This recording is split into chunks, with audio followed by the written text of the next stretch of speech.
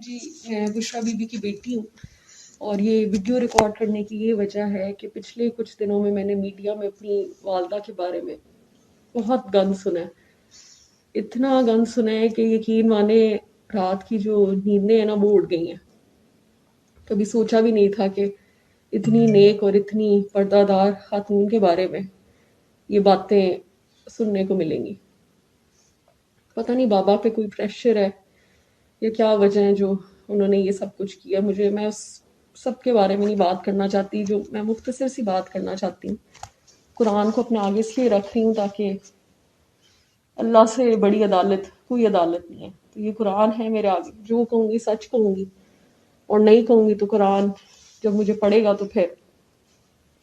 کسی کو کچھ کرنے کی ضرورت نہیں پڑے گی۔ پہلی بات تو میں یہ کلیئر کرنا چاہتی ہوں کہ نہ میری والدہ کوئی پیر ہیں، نہ انہوں نے خود کبھی کسی کو کہا ہے کہ میں پیر ہوں یا میرے پاس آؤ، نہ کبھی ہم نے کہا ہے کہ ہماری والدہ پیر ہیں۔ وہ پیر نہیں ہے، لوگ ان کو کہتے ہیں تو وہ لوگوں کے مسئلے ہیں جی، لوگ کیوں کہتے ہیں یہ ہمیں نہیں پتا، لیکن وہ پیر نہیں ہے۔ اس کے علاوہ میں یہ بات قرآن پہ ہاتھ رکھ کے کہہ رہی ہوں کہ میری ماں جادو ان کے آس پاس جو اللہ کا نام لے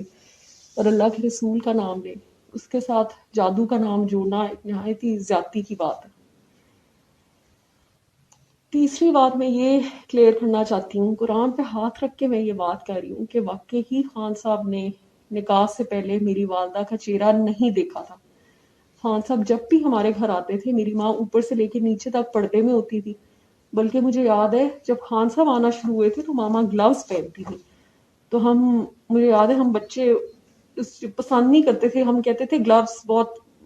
فنی لگ رہے ہیں، مت پہنا کریں، اتنا بھی اسٹرکٹ نہیں اللہ نے کا۔ تو وہ ہماری بات نہیں مانتی تھی، پھر بھی گلوز میں بیٹھتی تو ہمیں بڑا فنی لگ رہا ہوتا۔ تو وہ واقعی ہی خان صاحب نے کبھی ان کو پردے کے بغیر نہیں دیکھا۔